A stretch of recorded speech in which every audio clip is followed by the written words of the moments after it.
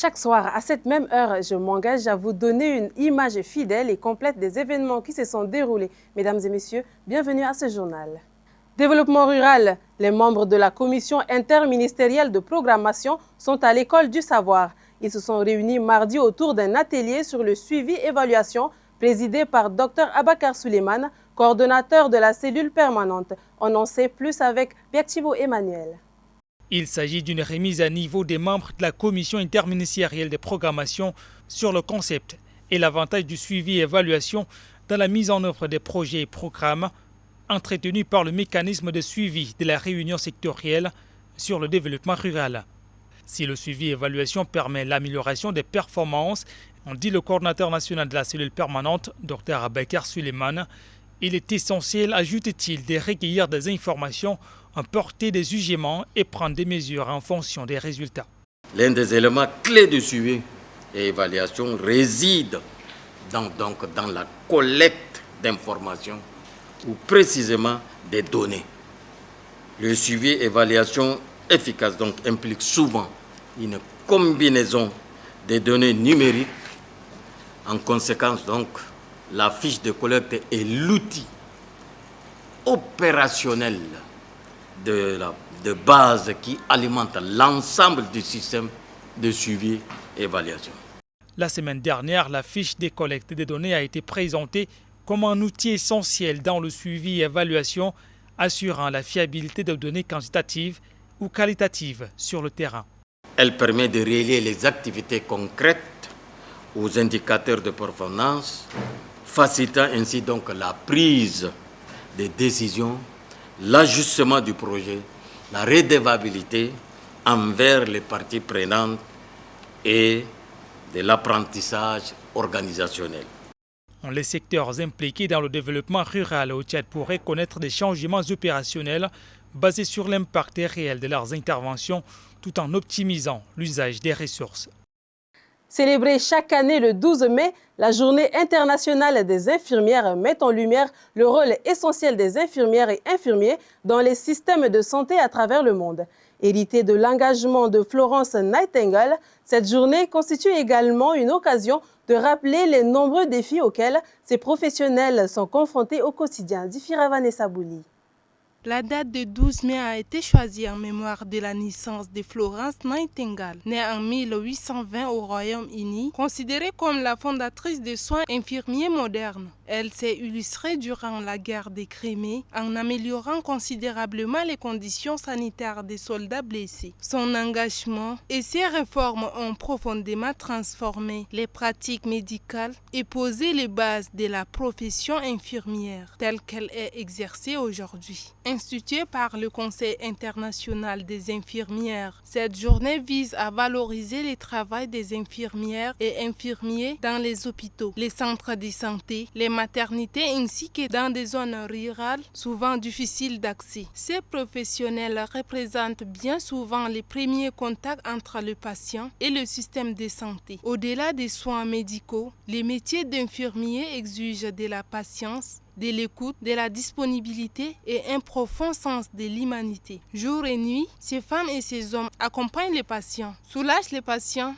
et contribuent au rétablissement des malades, parfois dans des conditions particulièrement éprouvantes. Malgré leur rôle indispensable, les personnels infirmiers font face à plusieurs difficultés. Les difficultés sont énormes. Les infirmiers sont marginalisés par d'autres disciplines. Nous prenons l'exemple peut-être des médecins qui ne comprennent pas réellement les tâches ou bien les perspectives des infirmiers et qu'ils trouvent que les infirmiers sont simplement leurs exécutants. Non.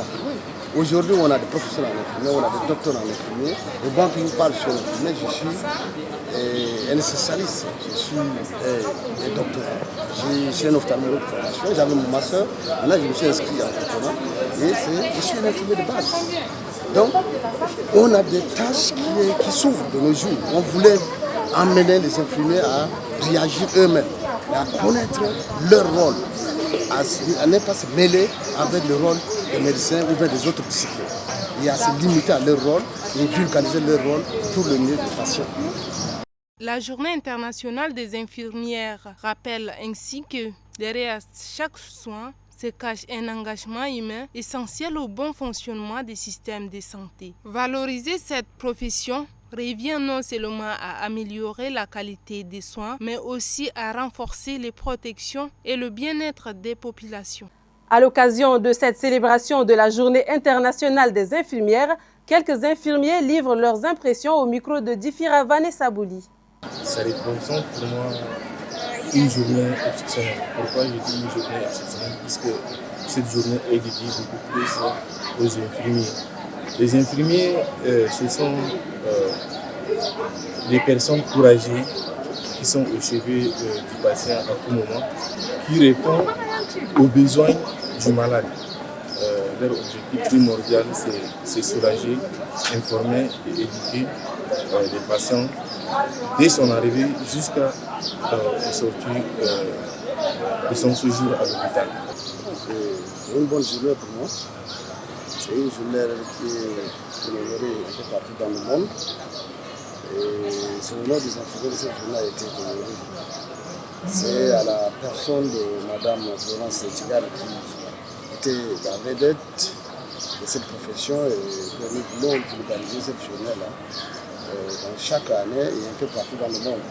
C'est une journée où les infirmiers peuvent se mesurer également aux autres astuces, aux autres compétences et pouvoir valoriser leurs compétences par rapport aux autres disciplines de la planète. Donc ça vient tout au cœur pour moi pour célébrer cette journée.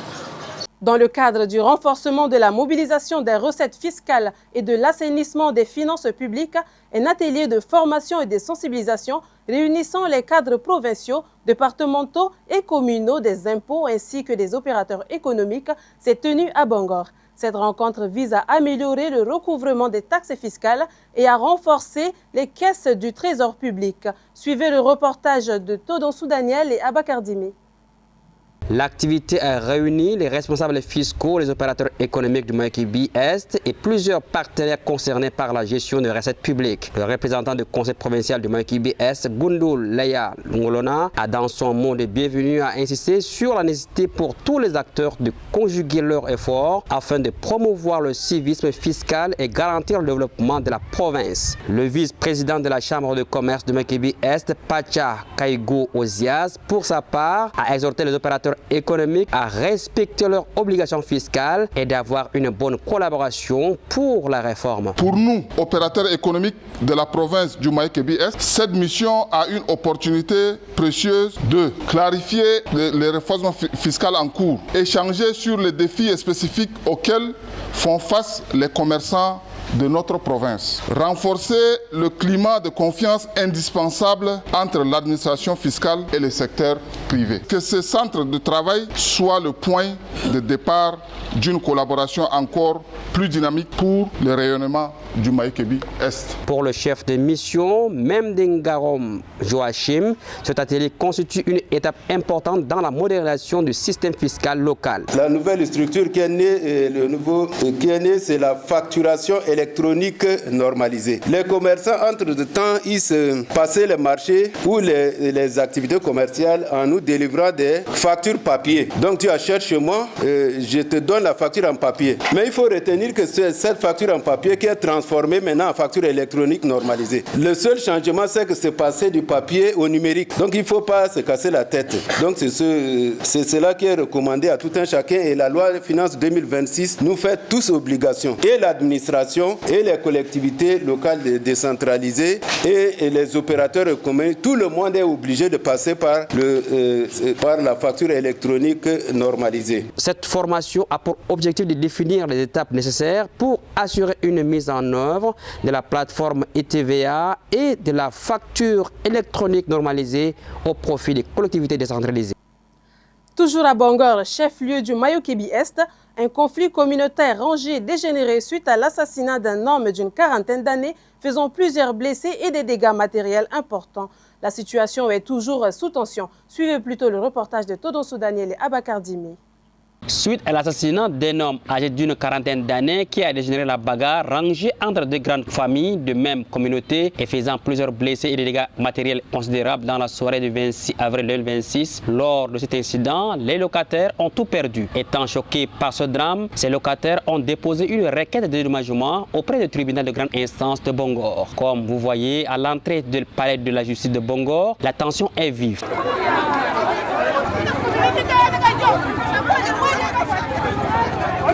Le frère aîné de la victime, Mahamad Dobio, déplore l'incident et explique les faits. La cause exacte de ce meurtre-là, honnêtement, nous dans la famille, personne ne la maîtrise. Ça arrivé comment, je ne sais pas. Je ne peux pas m'imaginer qu'une bagarre peut commencer avec les petits-enfants de Madi et la famille Dobio ou de ces cas. Ça ne peut pas commencer. Je ne peux pas imaginer. Jusqu'à aujourd'hui, qu'est-ce qui s'est passé? Nous nous posons la question. Certes, il y a eu meurtre, il y a eu débordement. Débordement, je ne sais pas, nous n'avons pas une unité de mesure de passion. Celle était là, elle était mieux indiquée pour mesurer le degré de la colère ou alors le degré de passion de chacun. Nous sommes restés. Nous sommes soumis, nous sommes restés sous la tutelle du chef de canton, le maire, le sous-préfet, qui sont en train de mener une médiation quelque part pour trouver une solution amiable. Mais en fait, il y a déjà meurtre, perte humaine. De l'autre côté, il y a les pertes matérielles. C'est pour la première fois que j'ai compris que la perte matérielle valent plus que la perte humaine. Les locataires victimes de l'incendie réclament justice. Je suis militaire du 11e groupement. Maintenant, ils ont brûlé tous nos effets. Moi, je ne suis sorti qu'avec qu'un seul pantalon avec un tricot, tout comme mes enfants. Alors, c'est pourquoi j'ai demandé à la justice que la justice soit faite. Je réclame rien. Je réclame que mes choses qui ont été brûlées. Et à côté de moi, j'ai un lieutenant qui est parti en mission à Corbol. Lui, ils ont cassé sa porte. Et toutes nos choses, il y a certains qui ont ramassé, il y a ceux qui ont pillé et ceux qui ont été brûlés. Donc nous, on ne réclame rien. On ne réclame que nos biens qui ont été détruits. Pour l'air, le calme y est. Malgré cela, l'apport des autorités traditionnelles, autorités administratives provinciales et nationales et les élites est sollicité d'urgence pour faire régner la paix. À la suite des fortes pluies du 27 avril dernier ayant causé d'importants dégâts matériels à Béaumont, dans la province du Mandoul, le délégué général du gouvernement auprès de la province a procédé à une remise de vivres et de non-vivres en faveur des familles sinistrées. Cette assistance vise à soulager les populations touchées et à répondre aux besoins les plus urgents. Les précisions avec Dominique Didéo. Très touché par les événements douloureux causés par la pluie diluvienne en date du 27 avril dernier dans le village Béaumont, canton Bébo-Pen dans le département de Mandoul occidental, le délégué général du gouvernement auprès de la province du Mandoul, à travers la délégation provinciale de l'action sociale, de la solidarité nationale et des affaires humanitaires, apporte assistance et solidarité aux victimes de ce drame. La cérémonie de remise de ces dons est présidée par le préfet du dit département, Maïmara Abba Adji.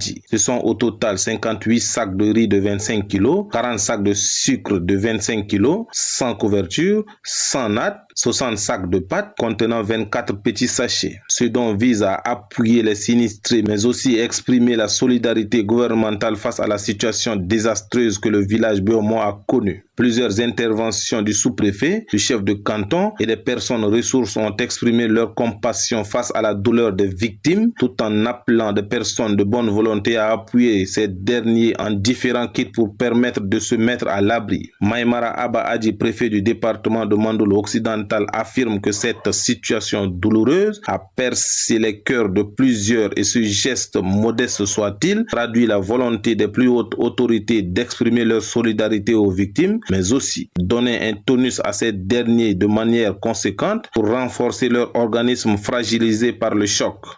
Les étudiants de l'école de formation professionnelle des sciences et de la santé de Mongo ont organisé lundi 11 mai 2026 à l'hôpital provincial de Mongo une opération de don de sang destinée à sauver des vies et à renforcer les réserves de la banque de sang de l'établissement sanitaire. Correspondance de Mahamad Mokhtar. La cérémonie s'est déroulée en présence du directeur de l'hôpital provincial de Mungo, Dr Campbell Djibdouna, du président des étudiants, Zakaria Makai Adam, ainsi que du directeur de l'école, Mandaba Mardoje. Dans son intervention, Dr Campbell Djibdouna a salué cette initiative humanitaire portée par les étudiants. Il a rappelé que les dons de sang est un geste de solidarité essentiel permettant de sauver plusieurs vies, notamment celles des femmes confrontés à des complications d'accouchement, des accidentés de la route et des patients nécessitant des transfusions en urgence. Et cette action citoyenne nous a énormément réjouis et on s'est dit que si cette action peut être diversifiée, si elle peut être suivie par d'autres comme ils l'ont fait, ça ne pourra que renforcer notre capacité de prise en charge. De son côté, le président des étudiants, Zakaria Makai Adam, a invité les jeunes à développer l'esprit d'entraide et de responsabilité sociale à travers des initiatives solidaires en faveur des personnes vulnérables. Nous avons remarqué qu'il y a tellement de difficultés à ce qui concerne le banque de sang. Il y a des patients qui viennent de loin et s'ils ont un problème de sang, ils sont d'aller appeler leurs parents du village. Qui voient même des dizaines de kilomètres pour venir le sauver, c'est vraiment très difficile. Parfois, il vient. Le directeur de l'école, Mandaba Mardoje, a pour sa part encouragé les étudiants à poursuivre ces actions de sensibilisation et de soutien à la population. Il a également insisté sur l'importance du don volontaire des sang dans le renforcement des systèmes sanitaires locaux. Cette campagne a permis de mobiliser plusieurs donneurs volontaires venus apporter leur contribution afin de répondre aux besoins croissants en produits sanguins de l'hôpital provincial de Mungo. À présent, faisons un tour de l'actualité internationale en commençant par la terreur des gangs en Haïti, puis le mondial 2026 où l'AS ne sera finalement pas présente dans les stades avant de terminer par le retrait des rebelles de positions stratégiques dans l'est de la RDC sous la pression des États-Unis. Darbawa Kakola.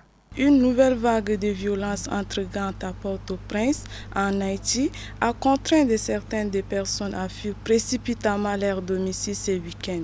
Lundi, des familles déplacées se retrouvaient dispersées sur des places publiques et le long de la route menant à l'aéroport international Toussaint-Louverture, emportant avec elles les quelques biens qu'elles ont pu sauver. Les affrontements ont éclaté dans plusieurs quartiers de la capitale. L'ONG Médecins sans frontières a indiqué que ces structures de santé situées à Cité-Soleil et à Croix-des-Bouquets se trouvaient au cœur des affrontements depuis dimanche. Aux États-Unis, au Canada et au Mexique, les autorités américaines tentent de rassurer les supporters étrangers sur les dispositifs de sécurité prévus pendant le Mondial 2026. Ces dernières semaines, des inquiétudes avaient émergé après des déclarations de l'administration Trump et de l'ICE, l'agence américaine chargée de l'immigration et des douanes. Son directeur Todd Lyon avait affirmé que l'ICE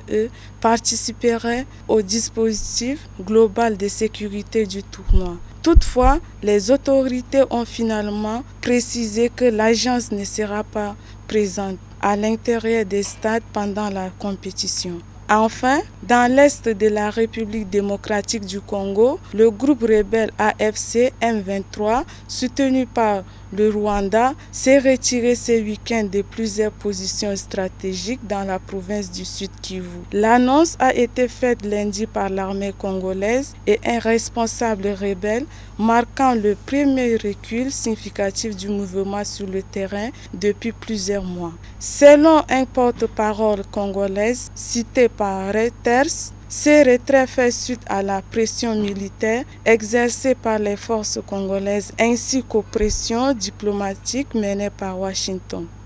Fidèles téléspectateurs, bonne suite de programme et Inch'Allah demain à la même heure pour de nouvelles informations.